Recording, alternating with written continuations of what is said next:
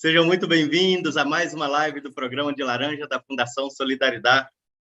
Eu sou o Jaime Dias, coordenador de campo da Fundação Solidariedade no Brasil para o projeto de Laranja.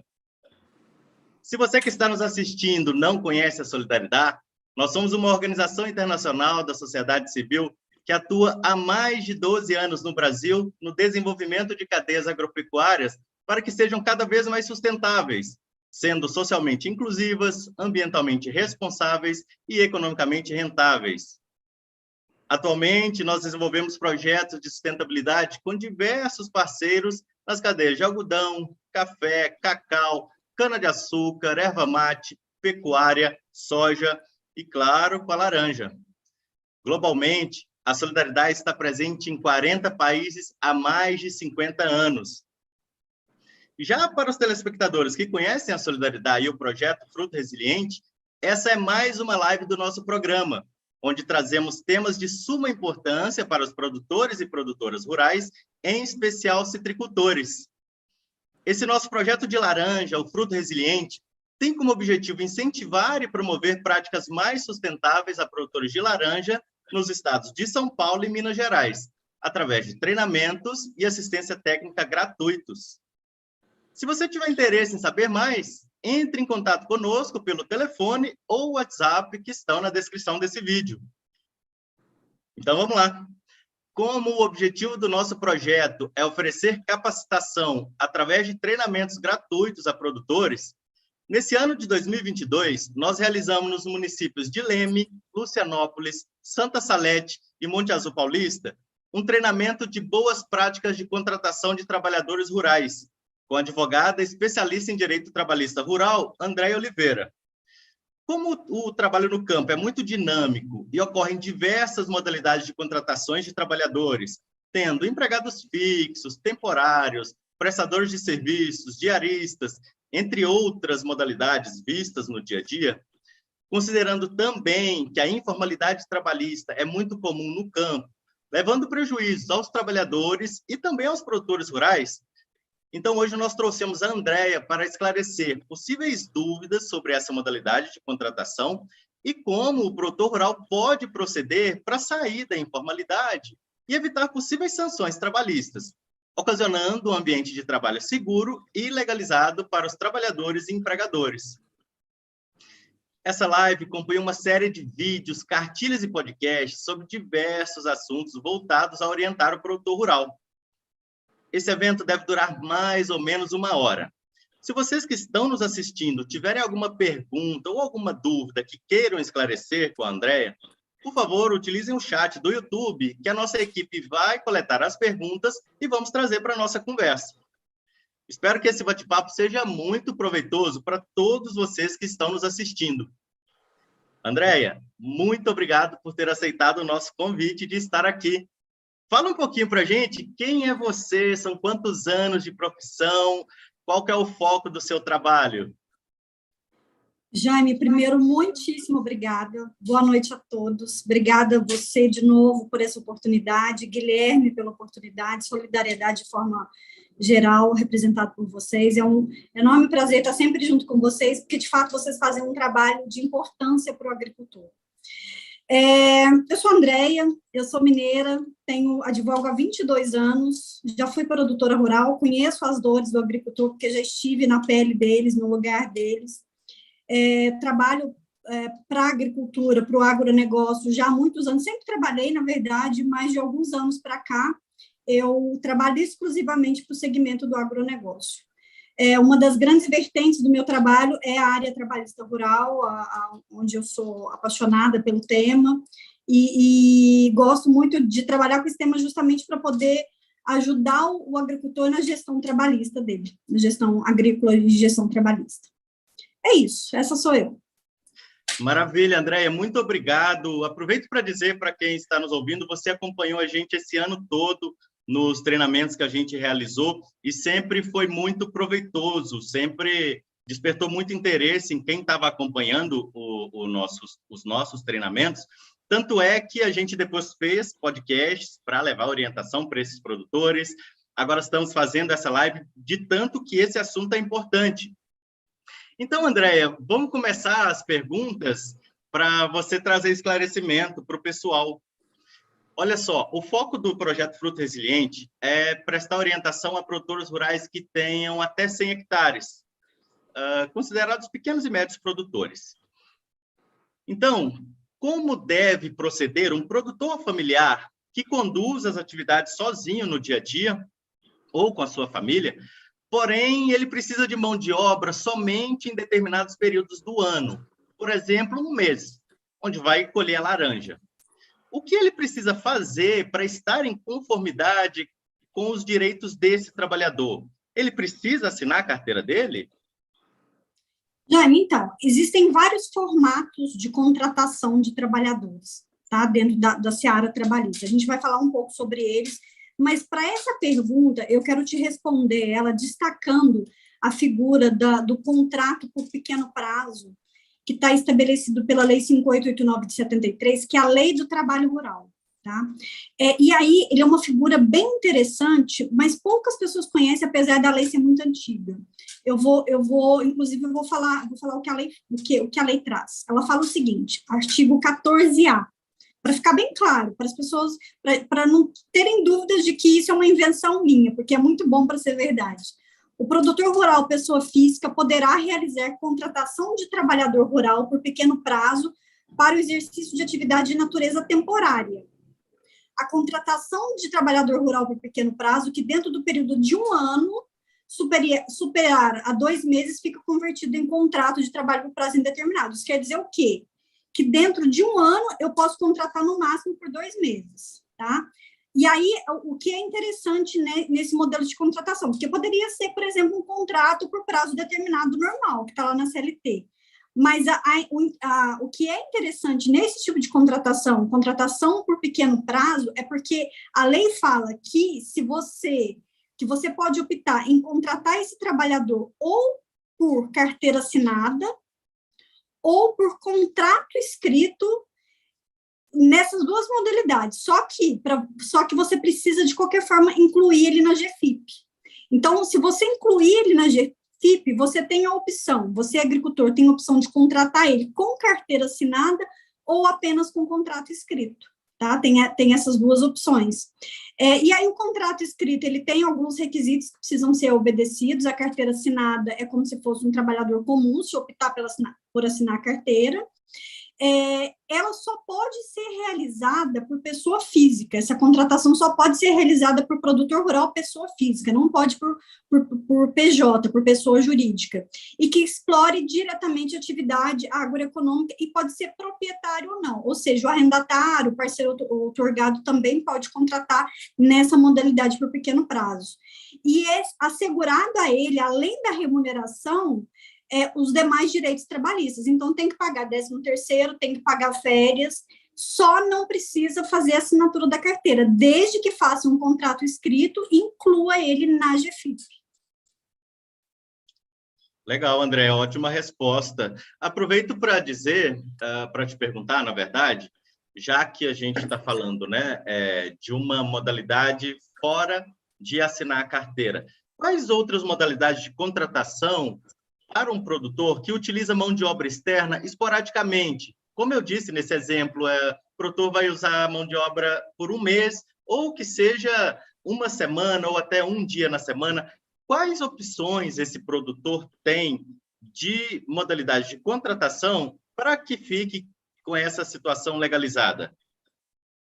Precisa primeiro ficar bem claro o seguinte: tem relação de emprego, tem vínculo de emprego? E aí, quais são os requisitos do vínculo de emprego? Subordinação, o trabalho tem que ser realizado pessoalmente pelo trabalhador, esse trabalho tem que haver uma contraprestação de pagamento, ou seja, a remuneração, o empregador, o dono da fazenda paga uma remuneração, subordinação, pessoalidade, prestado pelo próprio trabalhador, tem que ser não eventual. O que é isso?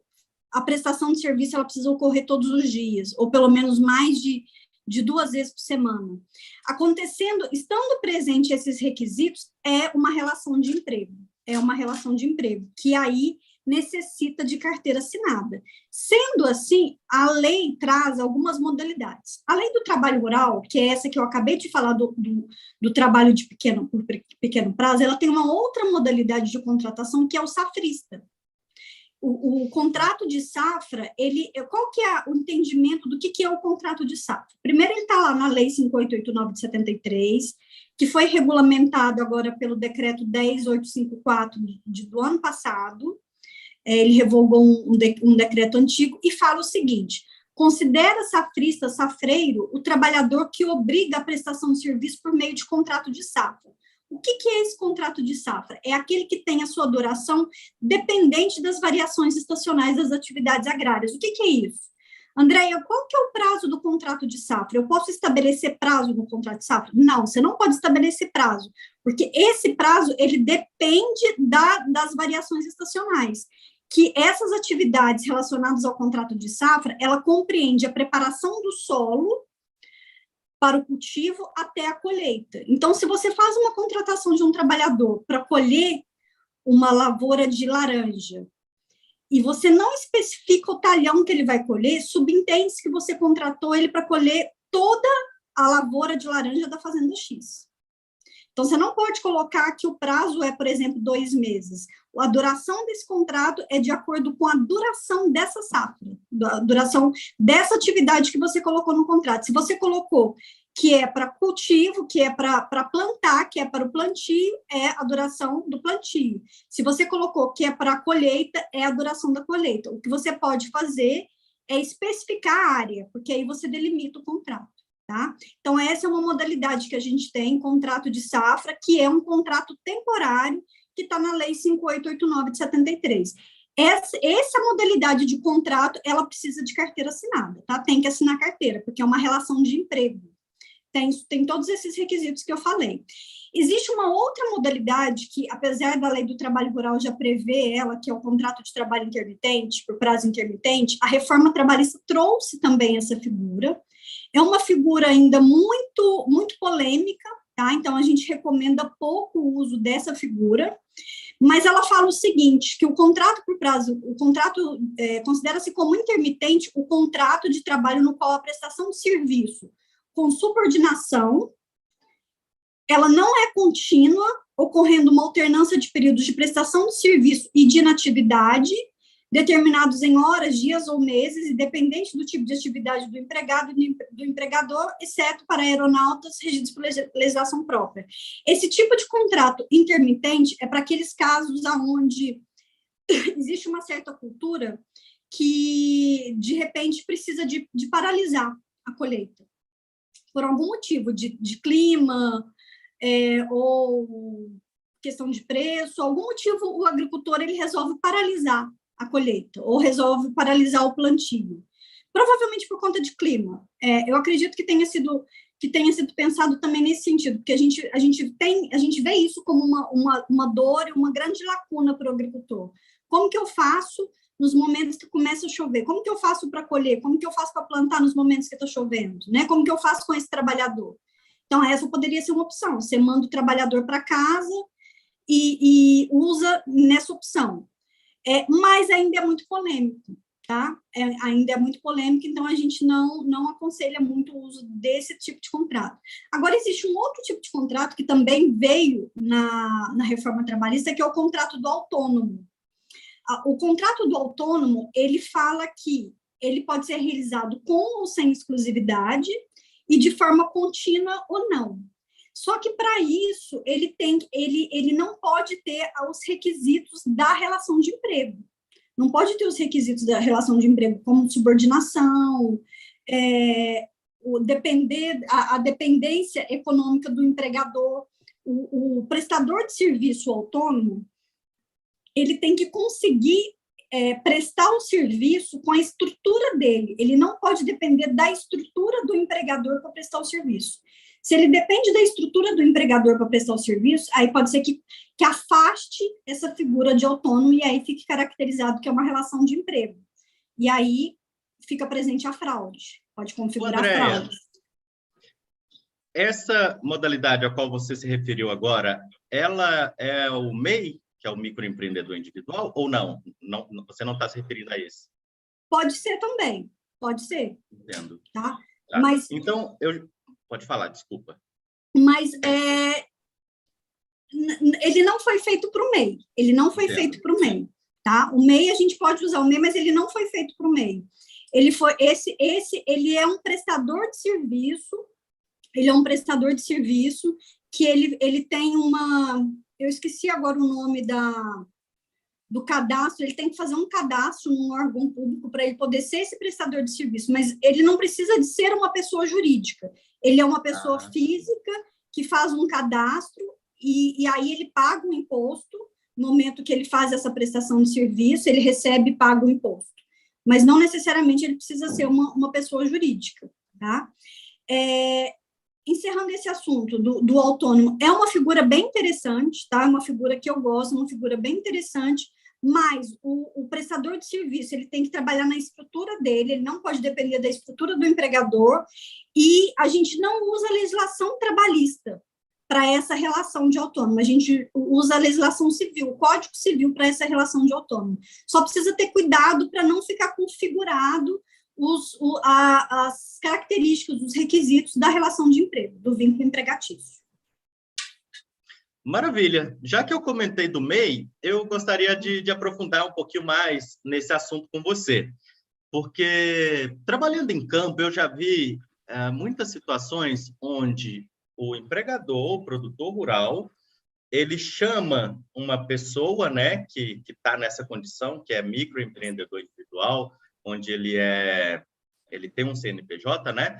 E esse trabalhador está prestando um serviço com frequência para o produtor, 3, 4 vezes por semana, onde existe a subordinação.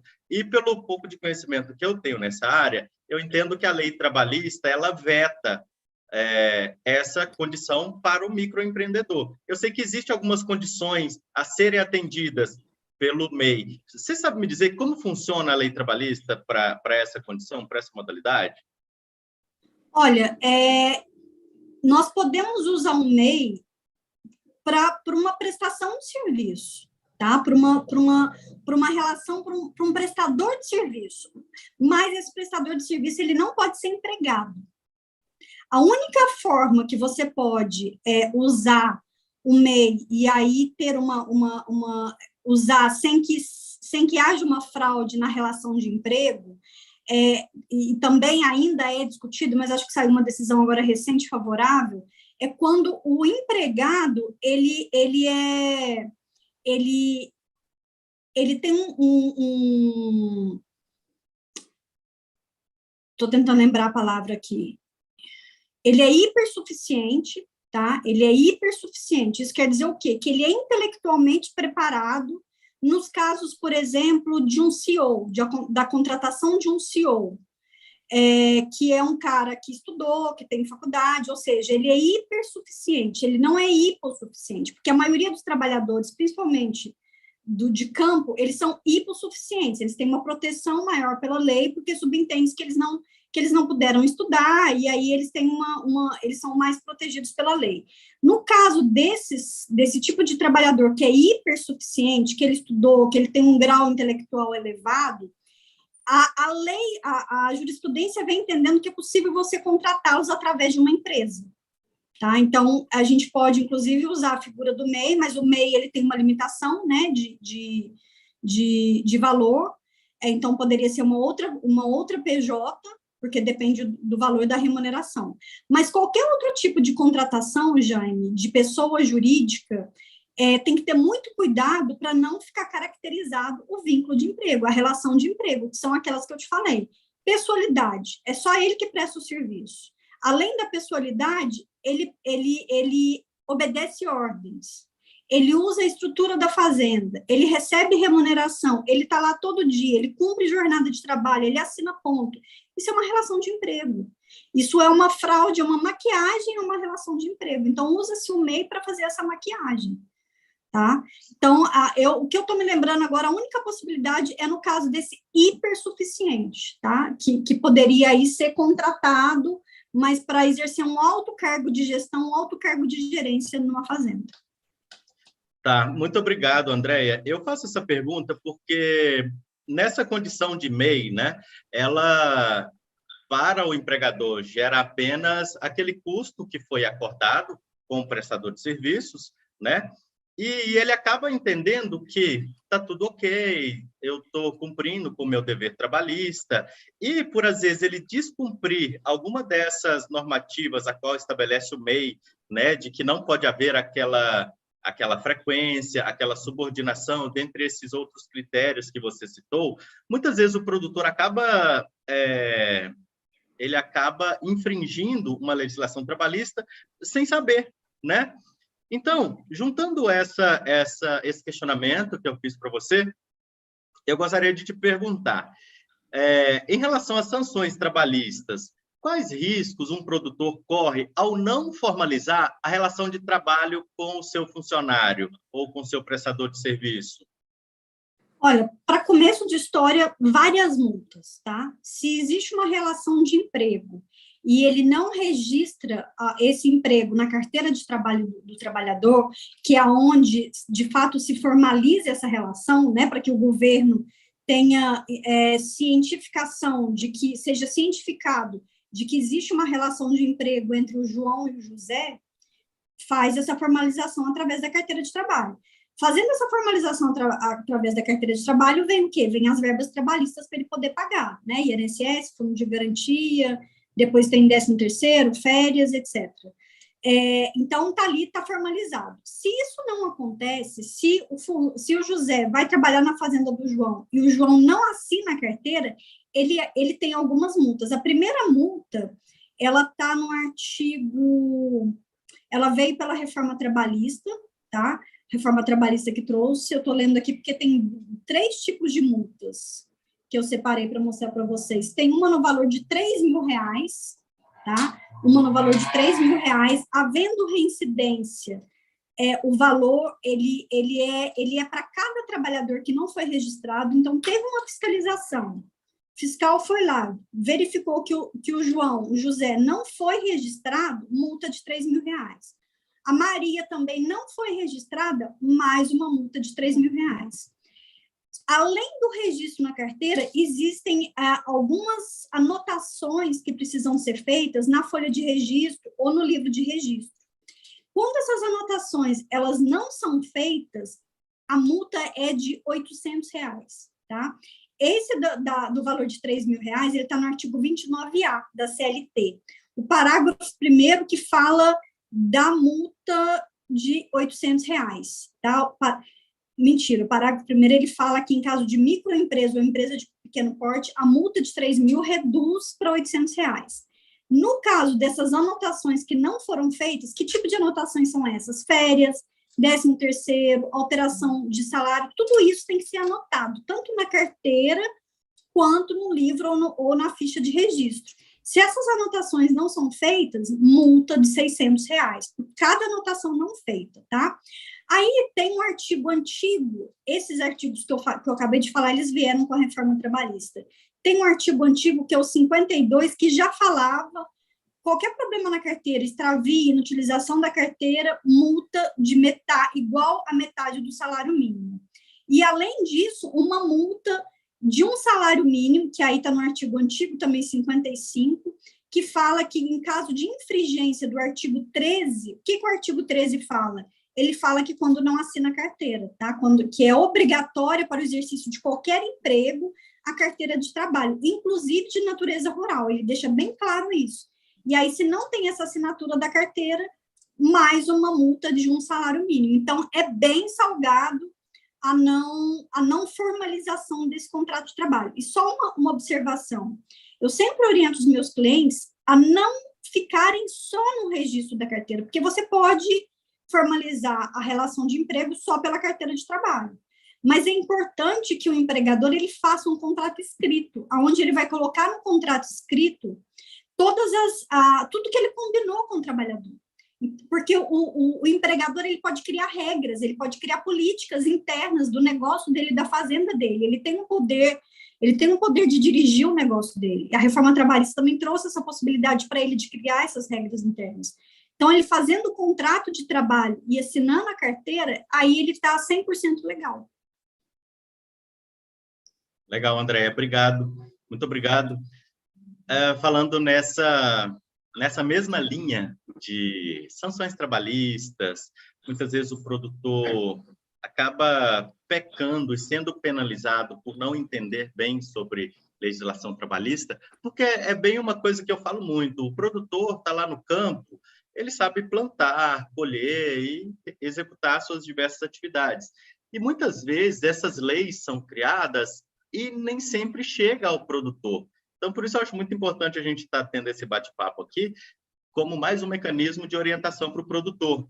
Então, nessa temática de sanções trabalhistas, eu gostaria de abordar com você sobre condições análogas à escravidão, porque quando se fala disso, né, escravidão, muitas vezes já vem à mente da pessoa, o trabalhador ali amarrado, sem comida, sem receber salário, e a gente sabe que não é isso. Até porque na Constituição está definido como condições análogas à escravidão, porque a escravidão em si foi abolida, né? Então, eu entendo que é errado até usar esse termo. Quais ações ou descuidos do produtor podem fazer com que ele, sem saber, se enquadre nessa situação de condições análogas à escravidão? Primeira coisa é o seguinte, Jaime, hoje nós temos que considerar que o agronegócio brasileiro é um dos maiores do mundo, né? E que, com isso, o agronegócio brasileiro está sempre em voga, todo mundo, o mundo inteiro está de olho no nosso agronegócio e apontando o dedo para a gente. E poucas vezes eles apontam, de fato, de forma certeira, porque eu acredito no agricultor e eu entendo que o agricultor ele é o mais preocupado em proteger a terra, em proteger o meio ambiente e zelar pelo seu próprio trabalhador, porque ele quer produzir, né? Ele quer produzir com saúde. E pensando nisso, o agricultor hoje ele não tem que pensar mais só no cumprimento da lei. Tá? Porque cumprir lei todo mundo tem que cumprir. Se a lei existe, eu tenho que cumprir, você tem que cumprir, o agricultor também. Mas ele tem que pensar também na reputação dele, na imagem, que é tão importante quanto ele ter lucro, né? Porque uma imagem bem construída, ela não acaba nunca. E lá fora, o mercado internacional, o mercado externo, vai saber que aquele produtor, ele tem uma boa imagem, ele tem uma boa reputação. Com isso, ele consegue vender muito melhor o produto dele do que aquele que não tem. E aí, quando ele cai numa lista suja de trabalho análogo à escravidão, ele acaba com a imagem, com a reputação dele. Ele fere completamente a imagem e a reputação. A gente tem vários exemplos no Brasil de grandes empresas que, infelizmente, se descuidaram e mancharam a sua imagem. Hoje, essa questão moderna do trabalho análogo à escravidão, ele não fica só na questão da privação de liberdade do trabalhador. Obviamente que você privar o trabalhador de liberdade, você trancar a porteira da fazenda para ele não sair, você fazer com que ele fique dependente, né, de compras de alimento na sua fazenda, para ele não receber salário, tudo isso implica no trabalho análogo à escravidão, mas isso são exemplos clássicos do trabalho análogo à escravidão. Eu, particularmente, eu fiz uma pesquisa junto ao Ministério Público do Trabalho aqui da região, pelos TACs que o Ministério Público fazia, referentes ao trabalho análogo à escravidão, e nessa minha pesquisa desses TACs, eu percebi que vários descumprimentos das regras trabalhistas, como, por exemplo, falta de anotação de carteira, que eu acabei de falar para vocês, excesso de horas extras, e aí, além disso, o que é mais importante, desobediência às regras de saúde e segurança do trabalho. Não ter fornecimento de EPIs corretamente, não ter um alojamento adequado, não fornecer a caixinha de primeiros socorros, coisas simples que a gente sabe que precisa ter. Mas se isso é verificado pelo fiscal do Ministério do Trabalho, se ele chega na tua fazenda, verifica que você não assinou a carteira, verifica que o seu alojamento tem más condições, verifica que o seu trabalhador não tem EPI, verifica que você não dá uma água potável para o seu trabalhador, que ele come debaixo da árvore, que ele não tem local para fazer xixi, etc. Isso pode levar você para a lista suja do trabalho análogo à escravidão. Então, eu costumo falar o seguinte, o trabalho análogo à escravidão, ele fere o princípio da dignidade da pessoa humana, que é um princípio constitucional. Você se colocaria naquele lugar? Se você se coloca naquele lugar, ok, então você não está agindo errado, porque se você tomaria aquele banho gelado, né, se é um lugar frio, ou se aquela água muito quente, se você bebe daquela água suja, se você dorme numa cama sem condição, se esse é o seu parâmetro, pode ser que seja para o trabalhador também, por uma questão cultural, né, naquele local, e aí não vai ter problema. Mas se isso fere a sua dignidade como pessoa, vai ferir do trabalhador. Então, esteja atento a isso. Não olhe para o seu trabalhador com base nesse princípio da dignidade da pessoa humana, lembrando que a gente tem que obedecer à legislação trabalhista e lembrando que a gente tem que obedecer às regras de saúde e segurança do trabalho. Tá? E essa lista do trabalho análogo à escravidão, essa lista suja, ela sai todo ano ela é atualizada pelo Poder Executivo. Excelente abordagem, André. Então, é muito mais fácil o produtor, por um descuido, acabar se enquadrando em condições análogas à escravidão, acabar fazendo parte dessa lista negra, é muito mais simples do que parece, né? Então, uma ótima abordagem que você trouxe para servir de alerta. Só uma coisa, Jaime, não é uma situação só, tá? Não é uma irregularidade só. São várias irregularidades, é um conjunto de irregularidades. Se o fiscal chega e vê que você está tudo certo, mas o seu alojamento está ruim, pode ser que ele não considere, tá? Mas se o fiscal chega e vê essa quantidade de irregularidades, ele pode caracterizar isso como trabalho análogo à escravidão. Sem contar que isso, para os processos de certificação também de produtos agrícolas, isso é importantíssimo, né? Eu já vi fiscais de certificação falar, olha, isso para mim está parecendo que é trabalho análogo à escravidão. Sim, perfeitamente. Muito obrigado, Andréia. Continuando o nosso bate-papo, é muito comum na citricultura contratação de empresa terceirizada para prestação de serviço. Como proceder, Andréia? Quais dicas você daria para um produtor que vai contratar uma empresa terceirizada para prestar serviços de colheita, por exemplo? O nosso último treinamento, ele quase que ficou só nesse assunto, né? Eles bombardearam a gente de perguntas e com toda razão, porque, de fato, é uma situação muito presente, né? Por conta da questão da venda da fruta, né? Então, tem uma lei, a lei da terceirização, tá? Que é a lei 6.019 de 74, que foi alterada pela lei 13.429 de 17. Eu gosto de trazer números, até para que o agricultor possa anotar isso depois, passar para o jurídico dele, para o advogado dele, para poder fazer essas verificações. Essa lei, ela determina o que é terceirização, tá? É o seguinte, ela está na lei do trabalho temporário, porque a terceirização ela só pode acontecer quando se trata de uma relação de trabalho temporário. Você não pode fazer uma terceirização num contrato, numa relação de trabalho por prazo indeterminado, ou seja, numa relação de trabalho que vai durar por muito tempo, sem prazo definido. Ela só pode acontecer numa relação de trabalho temporário e tem um prazo estabelecido pela lei, inclusive. E aí o artigo 2º, ele define o que é trabalho temporário. É aquele prestado por pessoa física contratada por uma empresa de trabalho temporário. Então, é uma pessoa física contratada por uma empresa de trabalho temporário que coloca à disposição de uma empresa tomadora de serviço. E aí, quem que é a empresa tomadora de serviço? O agricultor. Para atender a necessidade de substituição, e aí tem duas situações onde eu posso fazer essa contratação de terceirizados.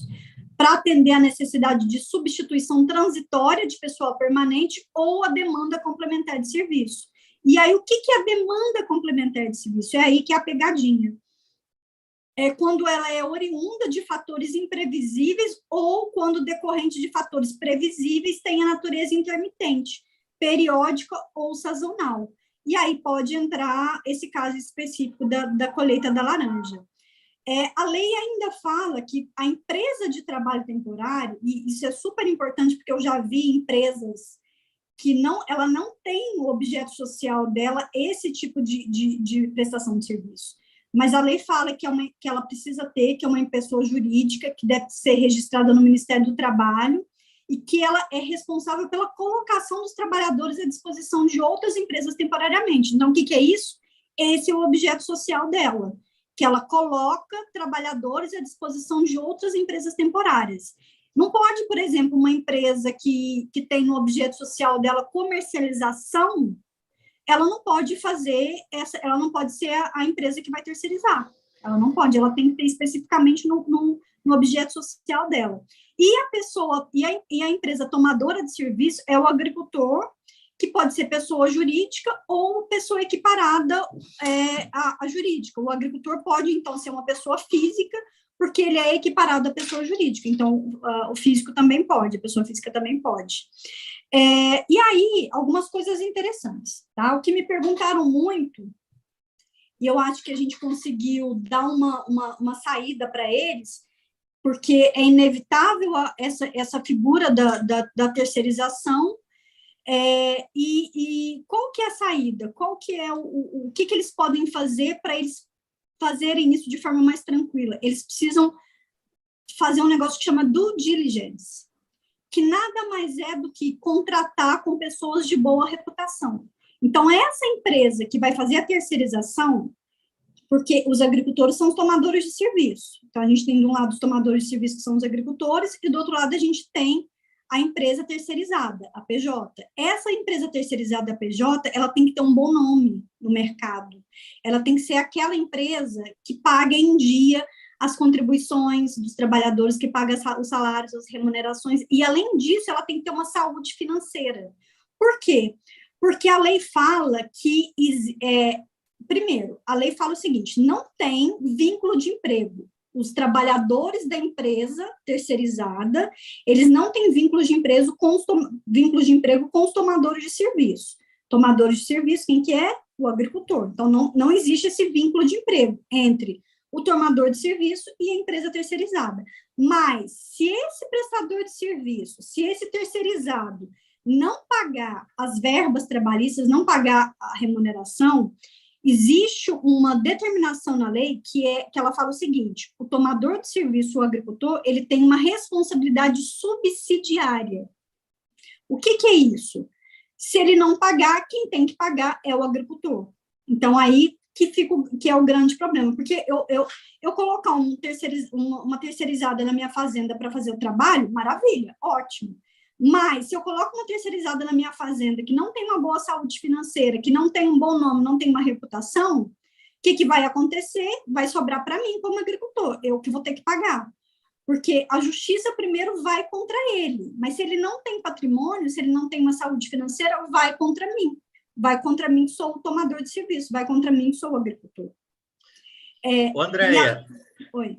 Desculpa, mas é porque eu acho tão importante isso que você fala, que ao contratar uma empresa terceirizada, aquele funcionário da empresa terceirizada não tem um vínculo com o produtor rural. Entretanto, se a empresa deixa de cumprir algum dever legal com o seu funcionário, esse funcionário decide processar a empresa, caso ela não tenha condição financeira de arcar com aqueles custos, essas obrigações podem ir para o produtor? É isso? Exatamente, por conta da responsabilidade subsidiária. A lei fala muito claro aqui, ó, a contratante é subsidiariamente responsável pelas obrigações trabalhistas referentes ao período em que ocorreu o trabalho temporário e o recolhimento das contribuições previdenciárias. A empresa contratante é subsidiariamente responsável pelas obrigações trabalhistas. Estou só repetindo. Mas é isso. Há essa responsabilidade subsidiária, tá? E, além disso, que é uma outra coisa que me chama mais atenção ainda, que, por conta de experiência profissional, se por acaso acontecer um acidente de trabalho com esse trabalhador que é empregado dessa terceirizada, e essa empresa terceirizada não tem saúde financeira para arcar com a indenização desse acidente de trabalho, a justiça vai contra o tomador de serviço. Então, qual que é o caminho? Como que eu faço? Eu preciso de terceirização, eu tenho que fazer terceirização. Beleza, você pode fazer, mas faça com quem tenha reputação, com quem tem bom nome, com quem tem patrimônio, com quem tem saúde financeira, porque aí você tem a garantia de que ele vai arcar com os pagamentos, com as obrigações financeiras que ele tem que arcar. E como que você faz para você fazer essa gestão? Como que você faz para você fazer essa gestão? Chama gestão de terceirizados. Ele só paga para essa empresa terceirizada, ele só paga para essa empresa terceirizada, caso haja essa relação de pagamento, no caso, por exemplo, da laranja, né? Eles estão comprando a laranja dele, não é isso? Isso. Eles estão comprando a laranja. No caso, essa relação de pagamento, ela só pode acontecer, a entrega, pode colocar, por exemplo, a entrega do produto só vai acontecer se houver a comprovação de que houve os pagamentos das verbas trabalhistas. Então, primeiro, você me mostra que você colheu a laranja, beleza? Você me entrega a laranja que você colheu, você me mostra que você está fazendo os pagamentos, e aí você pode levar a laranja. Isso tudo tem que ser colocado num contrato, tá? A gente tem que analisar caso concreto para ver como que fica. Mas a gestão disso você ter certeza absoluta que ele está fazendo o pagamento das verbas, você fiscalizar que os seus trabalhadores estão usando, que os trabalhadores dele, né, estão usando o EPI dentro da sua fazenda, e aí foi muito interessante essa coisa do uso do EPI, porque eu deixei bem claro para eles, né, que eles não poderiam deixar que os trabalhadores da terceirizada fossem para a fazenda deles sem usar EPI, porque se acontece um acidente de trabalho, eles estão sem EPI, eles também podem ser responsabilizados por conta da responsabilidade subsidiária. Então, é isso, fazer essa gestão, tanto verificando que esses pagamentos estão sendo feitos, quanto que as regras de saúde e segurança do trabalho estão sendo obedecidas. De toda a sua fala, eu consegui captar uma mensagem muito importante.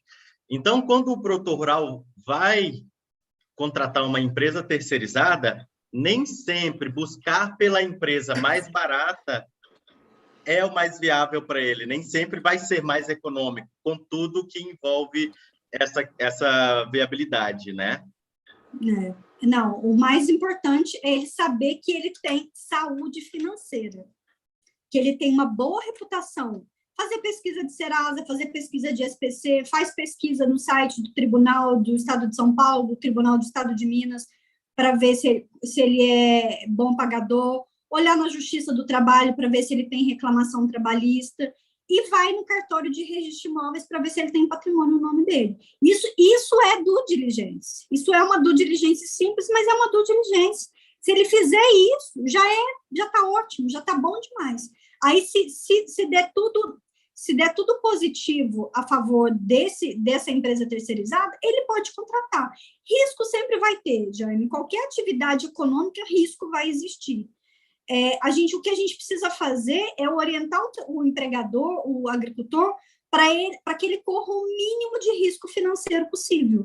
E lembrando que não é só o risco de perder dinheiro, é o risco de perder também a reputação. Perfeitamente. Andréia, eu vou fazer uma pergunta que, sem dúvida, ela já foi respondida no nosso bate-papo, mas é porque eu queria deixar bem claro para o produtor que está nos ouvindo, para que ele fique bem ciente disso. É uma pergunta até simplória, inclusive. Quando o produtor rural deve assinar a carteira do funcionário? Quando ele deve assinar? Quando ele é obrigatório, ele não tem outra saída. Eu tenho essa modalidade, eu tenho que assinar. Olha, a única modalidade de vínculo de emprego que eu conheço que ele não assina é aquela que eu te falei do pequeno prazo, tá? Ou do pequeno prazo, tem essa possibilidade também quando o empregado é o hipersuficiente, aí você pode fazer a contratação via MEI, mas ainda não tem lei sobre isso, é só uma discussão jurisprudencial sobre isso. Qualquer outro tipo de modalidade precisa ter a carteira assinada, tá? E aí, essa carteira assinada, a lei fala o seguinte, deixa eu só achar o artigo aqui para eu ver qual que é o prazo, porque eu sou péssima com data. Mas a lei fala que são 5 dias, tá? E teve uma mudança em 2019, antes era com 24 horas. O empregado entrava para sua fazenda, 24 horas a carteira já tinha que estar assinada, com 48 horas já tinha que devolver essa carteira para o trabalhador, fiscal, se o fiscal chegasse, já dava uma multa violenta. A lei mudou, e aí agora a lei fala o seguinte, que o empregador ele tem 5 dias para poder fazer o registro. Só que ele tem que fazer o registro desde o primeiro dia, constando desde o primeiro dia que ele começou a trabalhar. Tá? E aí anotar a data de admissão, a remuneração, as condições especiais, se houver, facultada a adoção de sistema manual, mecânico ou eletrônico. Então, isso é uma novidade que veio pela Lei 13.874 de 2019. Aí, o decreto do ano passado, o decreto 10.854 de 2021, no artigo 94, ele fala o seguinte, eu achei ele bem interessante, ele fala que aplicam-se aos trabalhadores rurais sem vínculo empregatício, que prestem serviços a empregadores rurais. Então, ele está admitindo, a lei está admitindo que é possível ter trabalhadores rurais sem vínculo empregatício, que prestem serviços a empregadores rurais. Provavelmente ele está falando daquele por pequeno prazo, provavelmente ele está falando do autônomo, ele está falando de alguma modalidade, ou até mesmo daquele que a gente fala que é o eventual, que vai só 2 dias por semana, diarista, né? A gente fala do diarista, que é possível, o diarista também, que vai só 2 vezes por semana. Então, nessas modalidades, o decreto 10.854, ele fala que aplica-se algumas questões aos trabalhadores que não têm vínculo empregatício. Aí, o que aplica-se a ele? As regras de saúde e segurança do trabalho. Então, qualquer tipo de situação, qualquer tipo de relação, a pessoa entrou para dentro da fazenda, ela tem que usar EPI. Você, por exemplo, você como prestador de serviço, você vai lá para a fazenda dele, como consultor, você é analista de campo, não é isso? Eu sou coordenador de campo. Você é coordenador de campo, você vai lá para a fazenda dele. Você pode andar lá de qualquer jeito? Não, você não pode andar de qualquer jeito, porque ela tem animal peçonhento. Se você passa debaixo de uma estrutura que, às vezes, ela está solta, ela pode cair em cima de você. Se ela cai em cima de você, a responsabilidade é de quem? É dele. É dele. Então, entrou para dentro da fazenda dele, ele tem que observar as regras de saúde e segurança do trabalho. E aí, quando eu estou falando de regras de saúde e segurança do trabalho, eu estou falando do quê? NR31. Principalmente da NR31.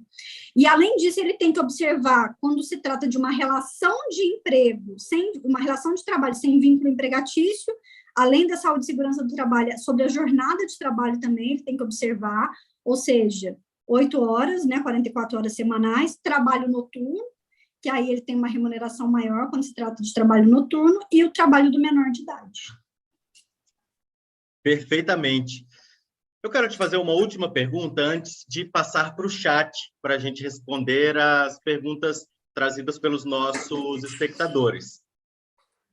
Por que hoje em dia o campo, o agro, é tão visado na questão trabalhista? Eu sei que antigamente não era assim, antigamente existia muita informalidade, talvez devido à fiscalização, e por que hoje é tão visado questões trabalhistas no campo? Eu não sou muito novinha, né? Tudo bem que não dá para perceber, né? Olhando assim, parece que eu sou novinha, mas eu não sou muito novinha. Então, eu lembro, tá? Eu lembro do meu avô, quando ele era agricultor, e aí, antes de 1988, antes da Constituição Federal, não existia nenhuma obrigatoriedade de legislação. Aliás, já existia, mas não existia como passou a existir na Constituição Federal. A Constituição Federal que trouxe essa obrigatoriedade do vínculo de emprego, etc. Então, esse é o primeiro ponto. Segundo ponto, a gente tem a legislação mais rigorosa do mundo. A nossa legislação trabalhista e a nossa legislação ambiental são as mais rigorosas do mundo. Tá? Então, de fato, é muito difícil, muito penoso para o agricultor, além de todas as outras dores que ele enfrenta.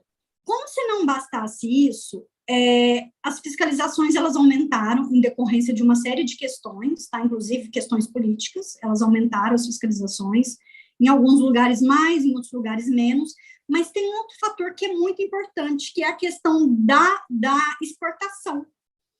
Né? Então, o mercado internacional, ele é muito exigente. O mercado internacional, ele é muito exigente.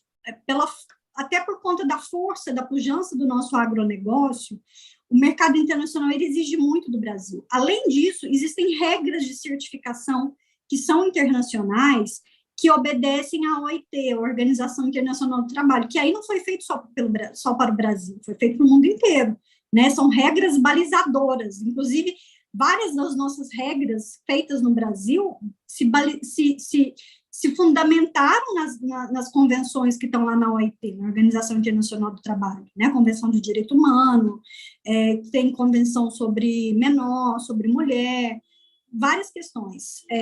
Então, o mercado internacional também exige muito do Brasil. Com isso, automaticamente, por conta de uma questão de reputação dos agricultores, foi intensificado a fiscalização e a cobrança. Tá? A reforma trabalhista, Jane, ela diminuiu muito. A reforma trabalhista diminuiu demais a fiscalização, as ações na Justiça do Trabalho despencaram com a reforma trabalhista, mas o agricultor ele não pode ficar preso apenas a esses dados, né, que despencou, que caiu. Eu acho que a reforma trabalhista foi até muito interessante, porque ela trouxe punição para aqueles trabalhadores que iam de forma temerária, que não tinham direitos, iam como se a Justiça do Trabalho fosse um mercado, e aí iam pleitear qualquer coisa que eles imaginariam que pudessem ter, e não tinha nenhuma punição para eles. A reforma trabalhista trouxe essa punição. Então, hoje, o trabalhador que temerariamente, que de forma ardilosa, de forma mentirosa, vai para a Justiça do Trabalho e conta mentira, e o juiz percebe que ele está contando mentira, o que acontece? A Justiça do Trabalho pune ele com litigância de má-fé, pune ele com honorários advocatícios, o que não acontecia antes.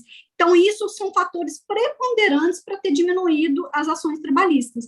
Mas o empregador, ele precisa entender, ele precisa ficar atento ao agricultor, que se ele quer que o produto dele seja bem pago, ele tem que obedecer regras internacionais para ele poder exportar. Porque o mercado interno não dá conta de tudo, né? Então, ele tem que exportar.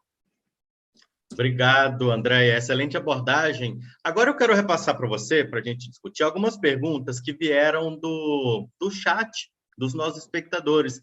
Inclusive, tem a Lianca, ela é produtora de Aguaí.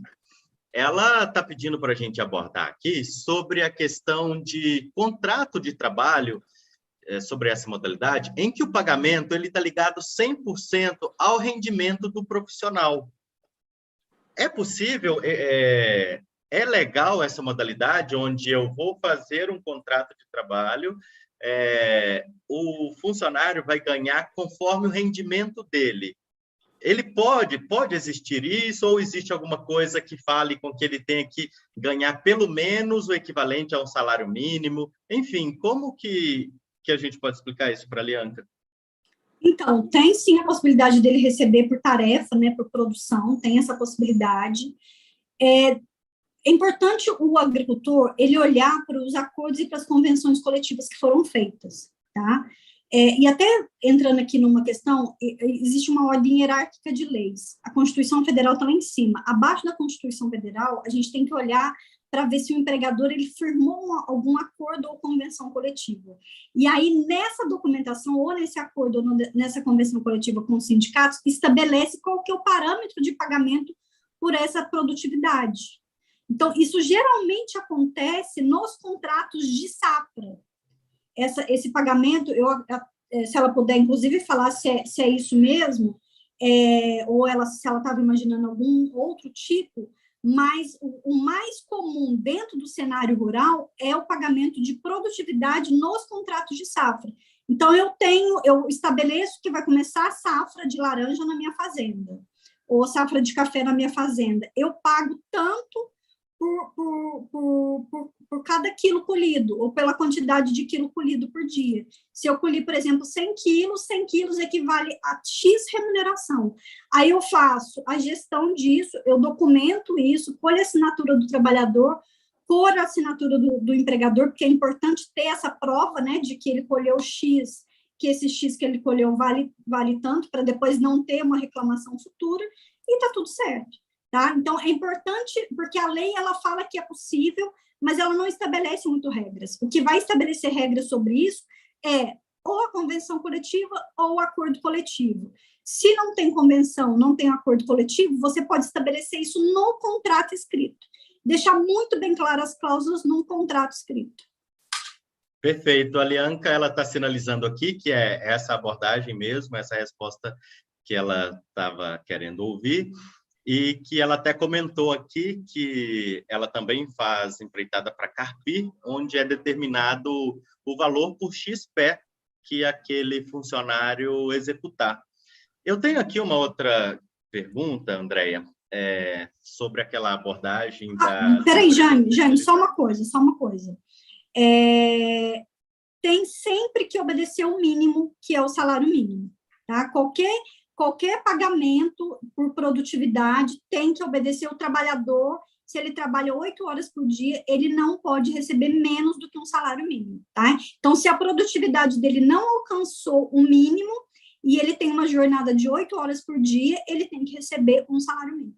Desculpa, Jane, era isso. Perfeito, obrigado. Super importante, né? Até para ficar claro para o produtor que ele tem que pagar o menos proporcional ao salário mínimo, né? O Andréia, veio uma outra pergunta aqui sobre aquilo que a gente estava comentando sobre contratação de empresas terceirizadas, sobre a necessidade do produtor, né? A recomendação do produtor verificar a saúde financeira daquela empresa. Então, a questão que veio mesmo fazendo uma contratação de uma empresa com boa saúde financeira, o produtor precisa de alguma documentação perante uma fiscalização ou até em relação a acidente de trabalho para minimizar a responsabilidade dele com aquele funcionário ali? Olha, gestão documental é imprescindível, tá? O que é a gestão documental? Você fazer esse contrato de terceirização, ele precisa ser feito. Apesar da lei existir, você precisa colocar no contrato quais são as regras dessa contratação, tá? Além disso, você tem que exigir que a empresa terceirizada, que ela faça toda a gestão documental relacionada à saúde e segurança do trabalho. Então, entregou EPI, tem que ter a assinatura que entregou EPI, porque senão como que você vai provar para o fiscal? Porque o fiscal pode cobrar isso dela, e se ela não entregar, de repente você pode sofrer uma multa por algum vacilo da empresa terceirizada, por alguma omissão da empresa terceirizada. Então, faça a gestão documental da saúde e segurança do trabalho toda, cobre dele toda essa gestão documental. Não é que você tem que fazer, você tem que cobrar dele. Ou seja, a sua conta-prestação com ele, ela só vai acontecer depois que ele te entregar o que você exigiu dele. E aí, o que você vai exigir dele, você vai escrever no contrato de terceirização. O que você está exigindo dele? Você está exigindo Y, X, Z, colocar isso tudo lá. Então, essa gestão documental, ela é importantíssima. Ah, maravilha, maravilha. Joia, Andréia, tem mais uma última aqui da Lianca, que ela fala assim: a opção em que as pessoas trabalham no máximo 2 meses na fazenda, faz-se o contrato escrito e assinado com cada pessoa da colheita ou só com o turmeiro, o prestador de serviço? Como que é esse contrato, né, por tempo determinado? Deve ser feito com cada pessoa que está trabalhando ali ou apenas com o responsável por eles é suficiente? Olha só, primeiro ponto, turmeiro é ilegal, tá? Ministério Público do Trabalho não gosta de turmeiro, fiscal do Ministério do Trabalho não gosta de turmeiro. Turmeiro, leia-se gato, é a mesma coisa. Então, não vamos falar em turmeira. A gente sabe que existe, mas infelizmente existe até um artigo no Código Penal que criminaliza essa intermediação por uma pessoa que não é uma empresa jurídica, que não é uma empresa, que não é uma PJ. Então, vamos ter cuidado com o turmeiro. Ou seja, essa contratação por pequeno prazo de até 2 meses, que está lá na Lei do Trabalho Rural, ela é feita com cada trabalhador. Então, você tem a opção de GFIP, tem que colocar na GFIP, não tem jeito, tá? Isso é um requisito para você fazer essa contratação. Se você não coloca na GFIP, a lei já entende que que já tem vínculo de emprego e aí tem que assinar a carteira. Então, coloca na GFIP. E aí, depois você opta ou por assinar a carteira ou por fazer o contrato de trabalho. E aí, esse contrato de trabalho é feito um por um. E tem mais regras, tá? Não é só fazer o contrato de trabalho. Tem algumas outras regras. Maravilha, Andréia. Estamos chegando à reta final E eu queria deixar esse espaço para você, como suas considerações finais e o que você daria de dica para os produtores rurais para que sempre mantenham a relação de trabalho entre empregador e empregado formalizada. O que você traria com toda a sua bagagem, com todos os anos, de tudo que você já viu? Qual seria a sua mensagem final para os nossos produtores e até mesmo os trabalhadores que estão nos acompanhando? Jaime, olha, vocês agricultores, tentem fazer o máximo que vocês puderem, tá? Pelos seus trabalhadores. Não olhem para os trabalhadores como inimigos de vocês, olhem para eles como auxiliares. Vocês precisam dele para essa jornada, vocês precisam dele para a execução desse trabalho, né? Para que vocês tenham lucro, vocês precisam que ele desempenhe de forma saudável e feliz o trabalho para vocês. Então, façam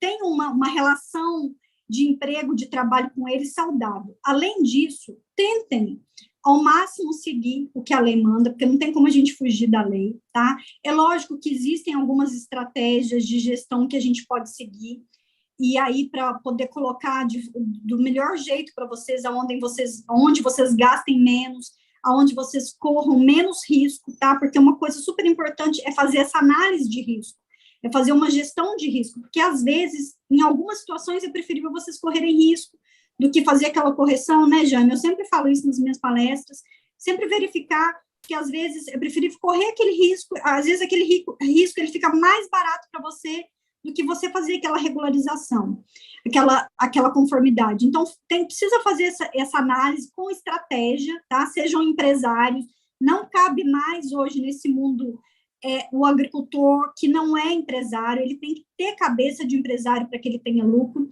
E o mais importante de tudo, e eu falo isso pela minha experiência, mais do que seguir a legislação trabalhista, é vocês seguirem as regras de saúde e segurança do trabalho, tá? Se vocês tiverem que optar por seguir regras trabalhistas ou as regras de saúde e segurança do trabalho, optem pelas regras de saúde e segurança do trabalho, porque a não obediência às regras de saúde e segurança do trabalho que estão lá na NR31, são elas que podem matar o funcionário de vocês, o colaborador de vocês, e são elas que podem levar eles a um acidente, ou que pode dar uma doença grave para eles, e eles ficarem sem poder trabalhar a vida inteira, tá? Além disso, ser uma situação muito triste, né, que eu tenho certeza que nós, como pessoas, a gente não quer ver ninguém passando por isso, vocês podem ter um passivo financeiro altíssimo, e esse passivo, ele pode, inclusive, acabar com o negócio de vocês, tá? Então, se vocês tiverem que optar por uma dessas dois caminhos, o ideal é que sigam os dois. Regras trabalhistas, obedecer, e as regras de saúde e segurança do trabalho. É isso. Muito obrigado, Andréia. Infelizmente, o nosso tempo por hoje acabou. E essa é a última live do nosso programa nesse ano de 2022. Eu gostaria de agradecer a todos vocês que estão nos assistindo hoje, e especialmente aqueles que nos acompanham desde o início das lives. Saiba que esse e outros conteúdos que fazemos têm um único intuito: levar orientações a vocês, produtores e produtoras, trabalhadores e trabalhadoras rurais.